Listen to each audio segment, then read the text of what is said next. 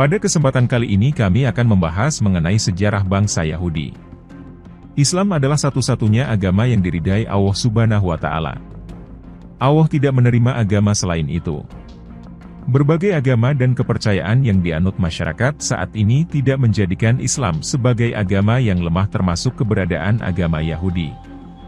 Dalam Al-Quran disebutkan bahwa Yahudi adalah agama yang paling sesat ajarannya, dan Allah menjelaskan kekurangan dan kesalahan mereka dalam ayat Al-Quran sebagai berikut. Sesungguhnya kamu dapati orang-orang yang paling keras permusuhannya terhadap orang-orang yang beriman ialah orang-orang Yahudi dan orang-orang musyrik. Quran Surah Al-Maidah ayat 82. Sejarah kaum Yahudi atau yang dikenal dengan Bani Israel, dimulai pada masa Nabi Ibrahim AS. Nabi Ibrahim AS dilahirkan dan tumbuh di suatu negeri yaitu Babilonia, suatu negeri yang penduduknya melakukan berbagai bentuk perbuatan syirik seperti menyembah berhala, batu, matahari dan bintang pada saat itu. Semua penduduk Babilonia pada saat itu mengingkari Allah Subhanahu wa Ta'ala kecuali Nabi Ibrahim, istrinya dan keponakannya yakni Nabi Lut. Berbagai upaya dilakukan Nabi Ibrahim dalam dakwah agar penduduk negeri tersebut menyembah Allah Subhanahu wa Ta'ala, termasuk pada ayahnya sendiri yang merupakan pematung berhala. Dakwah Nabi Ibrahim tidak disambut dengan baik dan akhirnya beliau dan istrinya berpindah ke suatu negeri yakni Syam atau yang kini dikenal dengan nama Palestina. Beliau menetap di daerah Nablus dan saat negeri itu tertimpa musibah, beliau berpindah lagi ke negara Mesir. Saat di negara Mesir, Ibrahim dihadiahi seorang istri bernama Sarah dan kemudian ia kembali ke Palestina. Nabi Ibrahim kemudian mendapatkan seorang anak dari Hajar dan diberi nama sebelum Masehiyail, yang kemudian ia bawa ke lembah Makkah untuk membangun Ka'bah. Sedangkan dari istrinya Sarah, beliau mendapat seorang putra bernama Ishak. Kemudian Nabi Ishak menikah dengan Rifko binti Batwail pada usia 40 tahun dan beliau mendapatkan anak kembar bernama Aisu dan Yakub. Nabi Yakub dikaruniai oleh Allah dua orang anak, yakni Ruwaibil, Syambu'en, Lua, Yahudza, Isahar, Zailun, Yusuf, Benyamin, dan Naftli, Hed dan Ashir. Di antara ke-12 anaknya ia paling mencintai Yusuf. Hal tersebut membuat para saudaranya cemburu dan berusaha untuk membuang Yusuf ke dalam sumur. Kemudian ia ditemukan oleh musafir dan dijual ke seorang penguasa Mesir pada saat itu. Di Mesir, Nabi Yusuf sukses menjadi bendaharawan negara dan ia pun mengajak ayah serta saudara-saudaranya untuk berpindah ke Mesir. Pada masa ini, Fir'aun pada saat itu berlaku sangat zalim kepada masyarakatnya. Ia memerintahkan orang-orang Bani Israel untuk menyembelih anak-anak lakinya dan membiarkan hidup anak-anak perempuan. Kemudian Allah Subhanahu wa Ta'ala mengutus Nabi Musa AS dan Harun untuk memberikan dakwah kepada Fir'aun kala itu.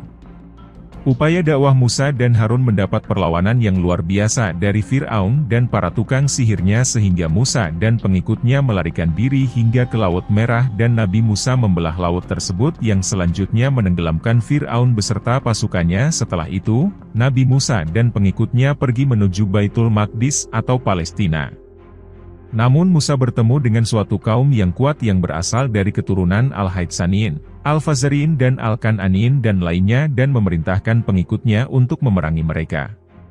Akan tetapi pengikut Nabi Musa tidak mau mengikutinya dan Allah menyesatkan mereka selama 40 tahun. Dalam 40 tahun tersebut Nabi Musa dan Harun meninggal dunia dan selanjutnya kepemimpinan Bani Israel dipegang oleh Yusha bin Nun yang kemudian berhasil menaklukkan Baitul Maqdis. Setelah kaum Bani Israel menetap di Palestina, mereka mengalami 3 masa yakni masa kehakiman, masa kerajaan dan masa perselisihan. Masa kehakiman adalah masa di mana seorang hakim menentukan segala keputusan yang ada pada kaum tersebut.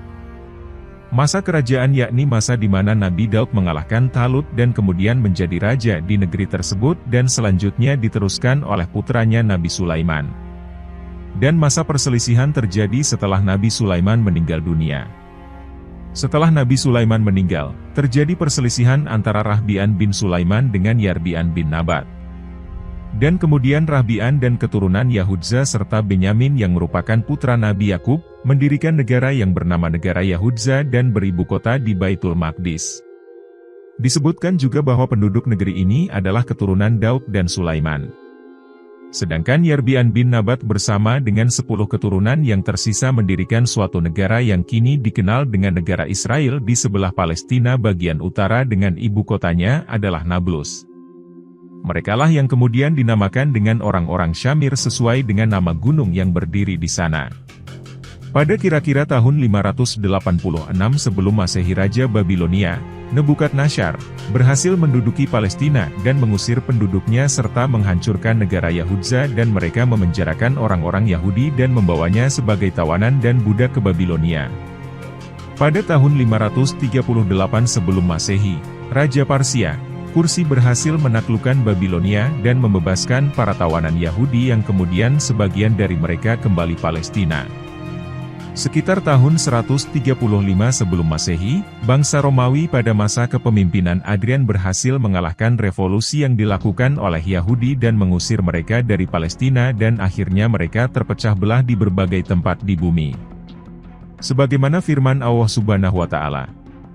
Dan, ingatlah, ketika Tuhanmu memberitahukan bahwa sesungguhnya Dia akan mengirim kepada mereka, orang-orang Yahudi, sampai hari kiamat orang-orang yang akan menimpakan kepada mereka azab yang seburuk-buruknya. Sesungguhnya Tuhanmu amat cepat siksanya, dan sesungguhnya Dia adalah Maha Pengampun lagi Maha Penyayang. Quran Surah Al-A'raf ayat 167. Dan kami bagi-bagi mereka di dunia ini menjadi beberapa golongan, di antaranya ada orang-orang yang saleh dan di antaranya ada yang tidak demikian. Dan kami coba mereka dengan nikmat yang baik-baik dan bencana yang buruk-buruk, agar mereka kembali kepada kebenaran. Quran Surah Al-A'raf ayat 168. Saat Palestina ada dalam kekuasaan Romawi ini, Allah Subhanahu wa Ta'ala mengutus Isa as sebagai rasul kepada Bani Israel, sebagaimana firman Allah Subhanahu wa Ta'ala. Seorang rasul kepada Bani Israel, yang akan mengajak mereka untuk beriman dan memperbaiki kerusakan yang ada. Dan seruan ini disambut oleh sebagian bangsa Yahudi dan membagi mereka menjadi dua, yakni golongan pertama yang mengikuti Nabi Isa yakni Nasrani dan yang kedua adalah Yahudi yang tidak mau mengikuti ajaran Nabi Isa as. Sebagaimana yang disebutkan dalam firman Allah Subhanahu wa Ta'ala berikut. Lalu segolongan dari Bani Israel beriman dan segolongan lain kafir. Quran Surah Asy-Syaff ayat 14. Tentara Romawi saat itu beserta ulama Yahudi kemudian mencari Nabi Isa as dan berusaha untuk menyalibnya. Padahal Allah telah mengangkat Nabi Isa as ke langit dan menjadikan seorang pengikutnya yang ingkar yakni Yudas, memiliki rupa yang sama dan kemudian ia dihukum salib karena disangkakan sebagai Nabi Isa as. Demikianlah kisah sejarah kaum Yahudi yang berasal dari keturunan Bani Israel dan mereka tidak mengimani Allah Subhanahu wa Ta'ala meskipun sejarah mereka sama dengan sejarah para nabi dan rasul. Islam adalah satu-satunya agama yang mengajarkan kebenaran dan kemuliaan untuk menggapai tujuan hidup menurut Islam serta mengetahui hakikat penciptaan manusia yang sebenar-benarnya. Terima kasih sudah mengikuti video-video kami, jangan lupa share, like dan subscribe agar bisa selalu mengikuti update video dari kami.